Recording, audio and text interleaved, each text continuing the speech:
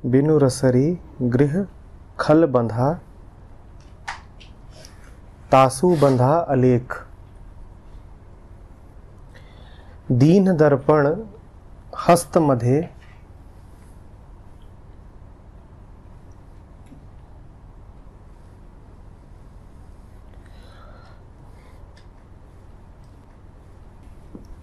दीन दर्पण हस्त मधे,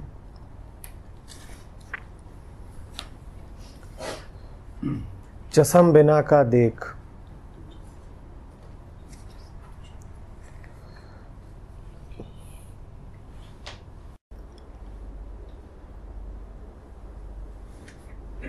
मन, शरीर और आत्मा, इनका संबंध क्या है, इसमें जा रहे हैं कबीर।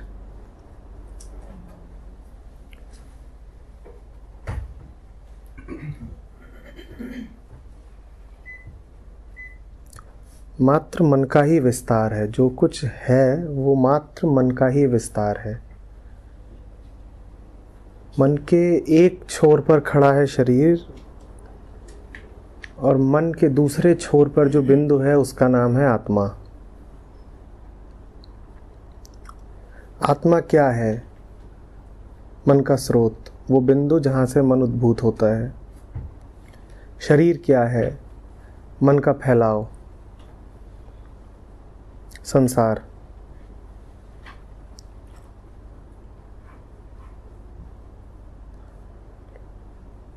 कबीर के यहाँ घट, घड़ा,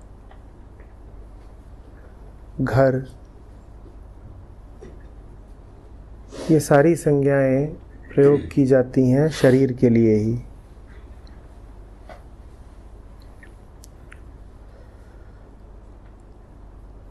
कह रहे हैं कबीर कि बिनु रसरी गृह खल बंधा।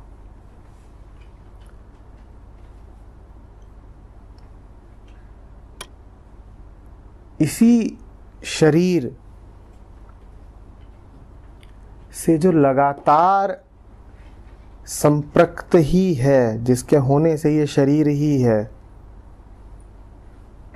उसी दुष्ट का नाम मन है।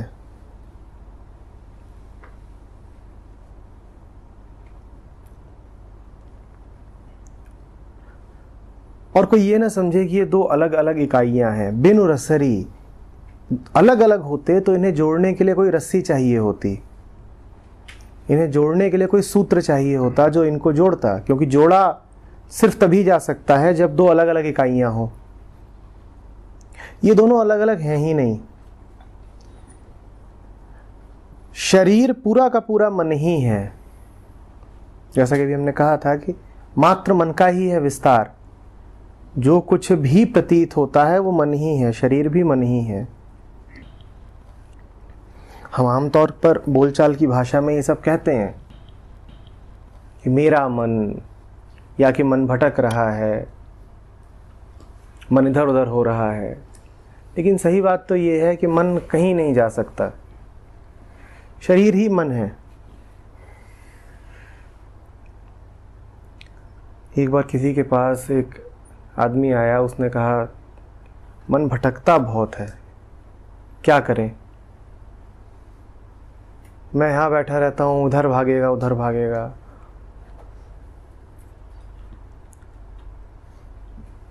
तो उन्होंने उत्तर दिया कि उससे कह दो कि तुम्हें छोड़ के चला जाए। जब इतना भटकता है, जब इतना इसको उधर उधर होना है, तो फिर उसे जाना, जहां जाना है चला जाए। लौट के क्यों आता है वापस? जाए? कहीं नहीं जाएगा, कहीं जा सकता भी नहीं, क्योंकि आप ही मन है। कहाँ जाएगा मन? ये कहना भी इसीलिए पूरी तरह ठीक नहीं है कि मन भटक रहा है, मेरा मन भटक रहा है। इसमें अहंकार छुपा हुआ है। जब आप कहते हैं मेरा मन भटक रहा है, तो आपका आशय ये होता है कि मैं तो अपनी जगह कायम हूं, मन भटक गया है। नहीं, मन नहीं भटक रहा है। चूंकि केंद्र नहीं है, इसीलिए सब कुछ गोल गोल गोल गोल अस्त व्यस्त घूमता घूमता सा प्रतीत हो रहा है। ये दावा मत करिएगा कि मन भटक रहा है, केंद्र से जुड़े हुए नहीं है।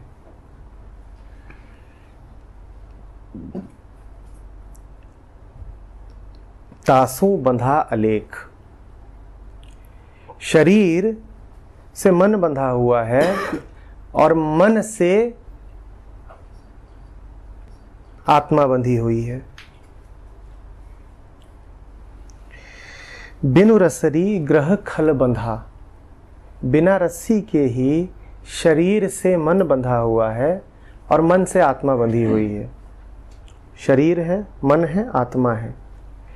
जानने वालों ने इसीलिए मन को शरीर और आत्मा के मध्य का सेतु भी कहा है।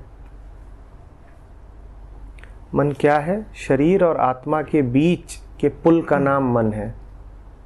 पर उससे ज्यादा अच्छा तरीका है कहने का कि मात्र मन ही मन है जिसके दो सिरों का नाम शरीर और आत्मा है। इस सिरे से देखो तो शरीर है और उस सिरे से देखो तो आत्मा है।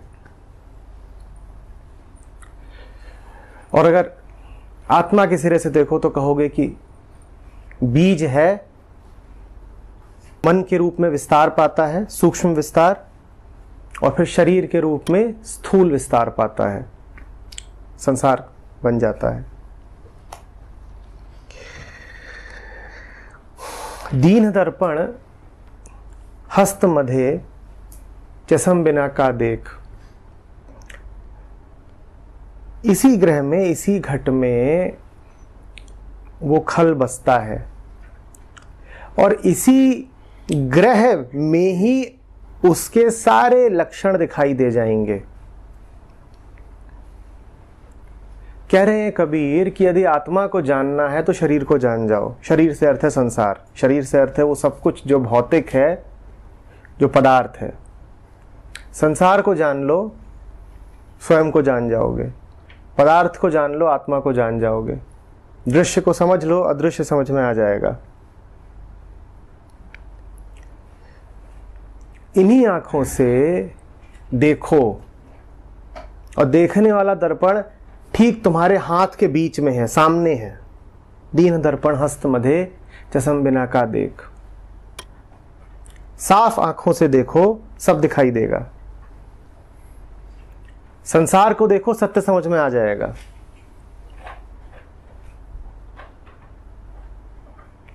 और इसके अतिरिक्त कृष्णमूर्ति ने कुछ नहीं कहा है, उन्होंने ठीक यही कहा है।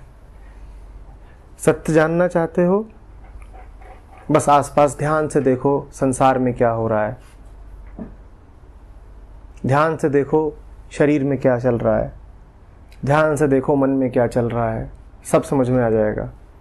अपने ही जीवन को ध्यान से देखो, सब समझ में आ जाना है। तो दो बातें।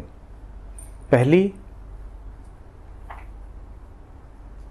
मन शरीर और आत्मा के बीच का सेतु है। दूसरी, सत्य तक पहुंचना है तो साफ आंखों से संसार को देखो। जिसने साफ आंखों से संसार को देख लिया वो सत्य जान जाएगा। कबीर ने भी जीवन भर सिर्फ यही किया है। संसार को देखते थे और जो देखते थे उसको प्रकट कर देते थे। वहीं से कबीर के सारे वचन आए हैं, जो दिखा सो बोला जस का तस। यही सत्य है।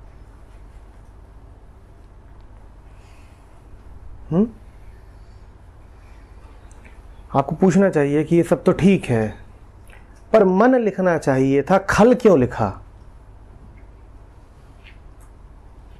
ये सवाल किया करिए। अगर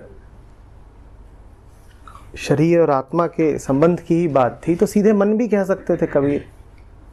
ये क्यों कहा कि ग्रह मध्य खल बसा? उसको खल इसीलिए कह रहे हैं क्योंकि जो बात बहुत सीधी है उसको दुष्ट छुपा के रखता है, जानने नहीं देता है। आत्मा क्या है? कुछ नहीं। साफ मन का नाम ही आत्मा है। साफ मन ही आत्मा है, साफ मन ही हृदय है। पर जब वही रंजित रहता है, मैला रहता है, तो मात्र संसार रूप में दिखाई देता है।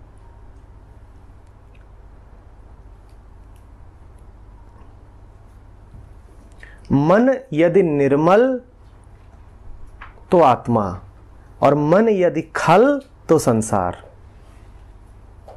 देख लो, मन निर्मल तो आत्मा और मन खल तो संसार। और चूंकि कबीर ये सारी बातें उन लोगों से बोल रहे हैं जो संसार के कीचड़ में धंसे हुए हैं, बिल्कुल याद रखिएगा, संसार को समझने को कह रहे हैं कबीर, संसार से आसक्त हो जाने को नहीं कह रहे हैं, संसार के कीचड़ में लोटने पोटने को नहीं कह रहे हैं, भोगने को नहीं कह रहे हैं। समझो संसार को, जानो, उसके करीब आओ, प्रेम करो संसार से, पर आसक्त मत हो जाना। संसार से घृणा करने का कबीर का कोई आग्रह नहीं है कि संसार से नफरत करो कि छूऊंगा नहीं, खाऊंगा नहीं, जीऊंगा नहीं। कबीर तो कह रहे थे कि गोरी अपनी चुनरिया 5 रंग में रंगाओ।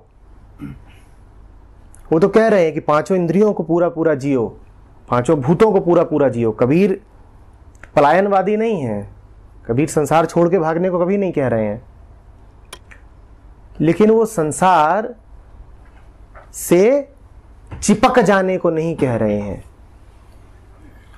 चेप हो जाने पे, मलिन हो जाने से सतर्क कर रहे हैं। ये मत करने लगना। कह रहे हैं कि प्रेम में और आसक्ति में अंतर है, इसको जानो।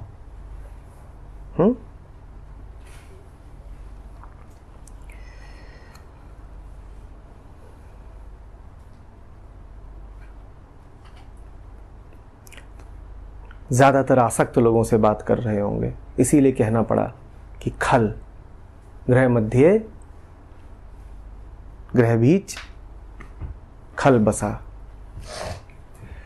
संतों से बात कर रहे होते तो नहीं कहते कि ग्रह मध्य खल बसा, तब क्या कहते?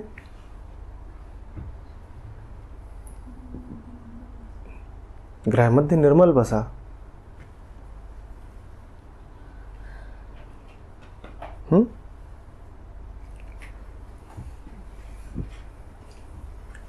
यही सूत्र है। मन जितना निर्मल होता जाता है उतना आपको सूक्ष्म पकड़ में आने लगता है, और मन जितना गंदा रहेगा आपको सिर्फ स्थूल ही स्थूल दिखाई देगा। यही है सूत्र जांचने का। जिसको पदार्थ ही पदार्थ दिखाई देते हो, जिसकी वस्तुओं में भी बहुत रुचि हो, चीजें, उसका मन बहुत बहुत मलिन है। ठीक है ना? मन के 2 छोर हैं। सूक्ष्मतम छोर का क्या नाम है और स्थूलतम छोर का क्या नाम है? संसार। तो जिसको स्थूल ग्रॉस सब दिखाई देता हो, बड़े गंदे मन का है वो। उदाहरण दीजिए कि स्थूल क्या क्या होता है? जिसको शरीर ही शरीर दिखाई देते, जिसको कोई व्यक्ति दिखाई दे और उस व्यक्ति में उसको सिर्फ शरीर में रुचि हो, जिसको फर्नीचर में और कपड़ों में और मकान में बड़ी रुचि हो, गंदे मन का आदमी है ये। इस पूरे विस्तार में इसको सूक्ष्म नजर नहीं आता, स्थूल नजर आ रहा है। चीज एक ही है, वस्तु एक ही है, आत्मा का ही विस्तार है सब कुछ। चाहे कह लीजिए कि मन का विस्तार है सब कुछ, जैसे कहना चाहें, पर तत्व एक ही है। उस तत्व को यदि आप स्थूल रूप में देख रहे हो तो कारण बस एक है कि मलिन हो। और जैसे जैसे मन साफ होता जाएगा वो तत्व सूक्ष्म रूप में दिखाई देने लगेगा। तो आप दुनिया को कैसा देखते हो, आप अस्तित्व को कैसा देखते हो, इसी से ये पता चल जाएगा कि आपका मन कैसा, उसकी गुणवत्ता कैसी है। यदि आपको शरीर ही शरीर दिखाई देता है, कोई आपसे मिलने आया और पूछा गया कि कौन था जो मिलने आया था, तो आप बोलो वो थोड़ा मोटा सा था, सांवला सा था, या आकर्षक था, या ऊंचाई इतनी थी। अगर ये विवरण दिया आपने तो पक्का है कि बड़े गंदे मन के आदमी हो आप। कोई आपसे मिलने आया, पूछा गया कौन था, आपने ये विवरण दिया कि उसके विचार कैसे थे, क्या कह रहा था, उसकी मनोदशा कैसी थी, तो आप कहीं बीच में हो। या आपने ये बताया कि उसकी पहचानें क्या थी, लड़का था कि लड़की था, हिंदू था कि मुसलमान था, बच्चा था कि बुढ़ा था, तो आप कहीं बीच के हो, क्योंकि आप मानसिक तौर पर देख पा रहे हो संसार को। और अगर कोई मिलने आया है आपसे और आपको उसमें मात्र वही नजर आया, तो समझ लीजिए कि मन निर्मल है। कौन मिलने आया था? और आपका उत्तर है और कौन आ सकता है, वही आया था, वही आए थे, बेवकूफ बनाना चाहते थे, पर तुम मुझे, हम समझ गए कौन आया था।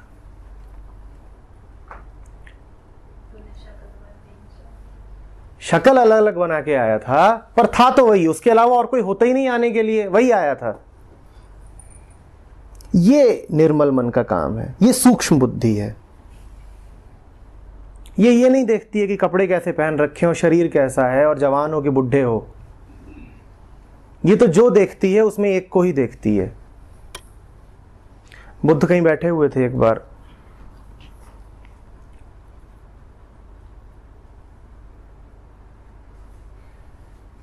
जंगल में। उसी जंगल में कुछ लोग एक लड़की को उठा करके ले आए। लड़की किसी तरह पीछा छोड़ा के भागी।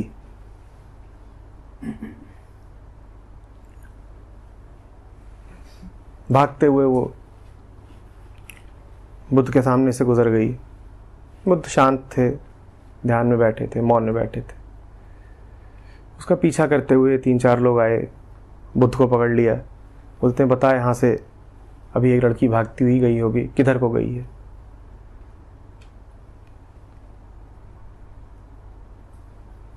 बुद्ध ने कहा मैं कुछ नहीं जानता। उन्होंने कहा कि तू यहीं बैठा है, अभी अभी तेरे सामने से एक लड़की निकली थी, निकली कि नहीं? बुद्ध ने उत्तर दिया कि वो स्थिति मेरी अब बहुत पीछे छूट चुकी है, जब मुझे स्त्री पुरुष अमीर गरीब दिखाई देते थे। हद से हद इतना कह सकता हूं कि कोई निकला था, आदमी था कि औरत था, ये दिखाई देना ही बंद हो गया है। मेरी आंख अब ये देख ही नहीं पाती। ये निर्मल मन है।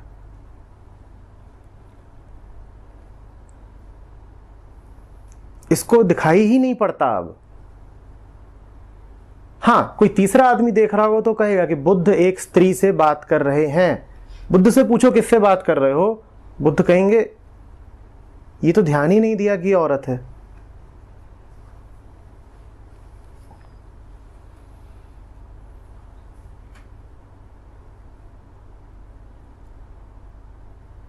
ऐसा नहीं है कि उनकी आंखें खराब हो गई हैं अब, कि वो शरीर नहीं देख पाते। उनके लिए बातें अब अर्थहीन हो गई हैं। जिसने जान लिया कि शरीर की ही क्या बिसात है, वो अब लिंग भेद पे क्या ध्यान देगा। जिसने जान लिया कि पैसे की ही क्या कीमत है, वो अब इस आधार पे किसी को कैसे देखेगा कि अमीर है कि गरीब है। जिसने सत्य को जान लिया, अब वो आपको इस तरह से कैसे देख सकता है कि आप हिंदू हो कि मुसलमान हो?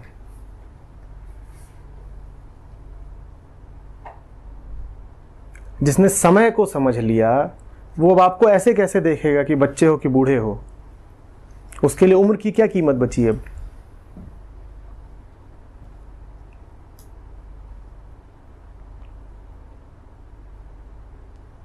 सारी बात समझ में। ध्यान दीजिएगा इस बात पे। जीवन में संसार को कैसे देखते हो? किसी के घर गए आप और छोटा सा घर है, बड़ी अमीरी नहीं दिखाई दे रही, तुरंत यदि आपके मन में विचार आ जाता है कि अरे अरे ये तो लगता है ऐसे ही गरीब लोग हैं, तो समझ लीजिएगा कि मन बड़ा गंदा है, बड़े शोधन की जरूरत है। अन्यथा ये विचार उठता कैसे? आपको कुछ और नहीं दिखाई दिया, आपको कुछ इतना ही दिखाई दिया कि अरे घर कितना छोटा है, ड्राइंग रूम कितना छोटा है। आपकी आंखें बस आकार नापती हैं, बस संसाधन देखती हैं।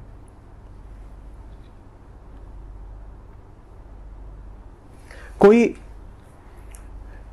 औरत या मर्द आपके सामने आता है और पहला विचार आपके उनमें इसको देख के यही उठता है कि आकर्षक है कि नहीं, सुंदर है कि नहीं, तो पकड़ लीजिएगा अपने आप को, मन बड़ा गंदा है,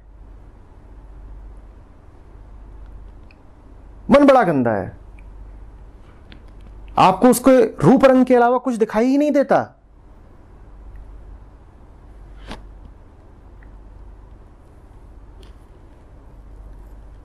भाषा भी देखिए ना हमारी कैसी है। 3 व्यक्ति चले आ रहे होंगे सामने से, यदि तुरंत आप बोलोगे 3 लड़कियां आ रही हैं, तुम्हें और कुछ नहीं दिखाई दिया?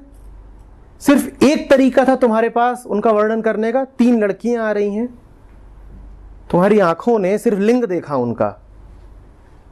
भाषा भी तो हमारी ऐसी ही है, सिर्फ एक आधार पर वो व्यक्तियों में अंतर करती है, लिंग। वो बैठा है, वो बैठी है, वो बैठा है, वो बैठी है। जैसे हम हैं वैसी हमारी भाषा है।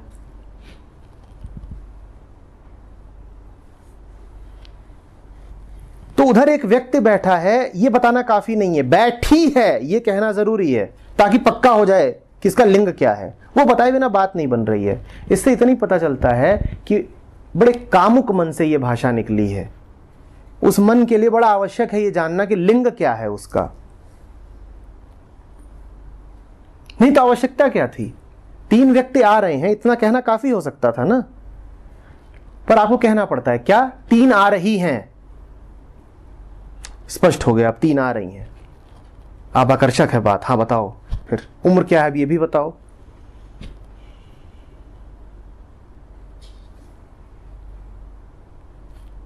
दुनिया कैसी दिखाई पड़ती है, गौर करिए इस बात पे।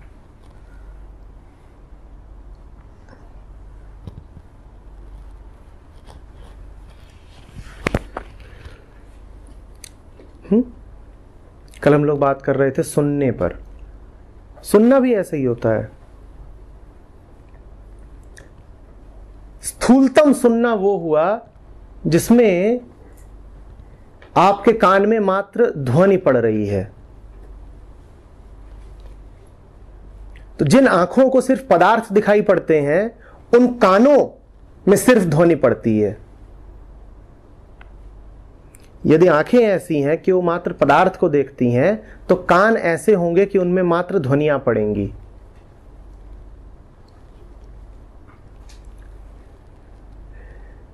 यदि मन का थोड़ा सा रेचन हुआ हो और आंखें ऐसी हो गई हों जो पदार्थ नहीं पहचान देखने लगी हैं, अब आइडेंटिटी देखने लगी हैं, तो फिर कान ऐसे हो जाएंगे जिसमें ध्वनि नहीं शब्द पड़ेंगे। और मन का यदि और परिष्कार हुआ हो, मन का यदि और शोधन हुआ हो, तो फिर आंखें ऐसी हो जाएंगी जो न पदार्थ देखेंगी न पहचान देखेंगी। वो जो गहराई से परम तत्व है सिर्फ उसको देख पाएंगी। इन्हीं आंखों से वो तत्व दिखाई देगा। कोई तीसरी आंख की आवश्यकता नहीं है, इन्हीं आंखों से। और जिसकी आंखें वैसी हो गई, उसके कान को फिर न ध्वनियां सुनाई देंगी, न शब्द सुनाई देगा, उसे निशब्द सुनाई देगा, मौन सुनाई देगा।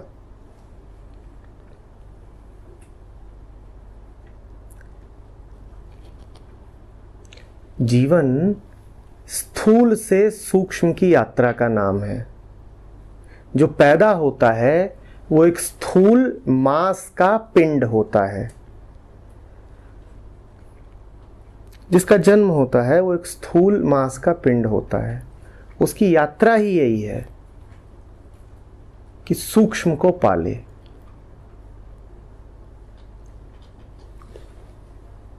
शरीर पैदा हुए थे, आत्मा को पा लिया। यहाँ पे पाने वाले को भी कंसेप्ट, मर्म को समझो।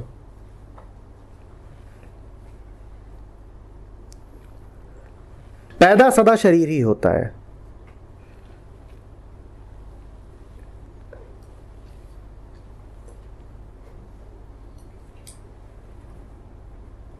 यही जीवन है।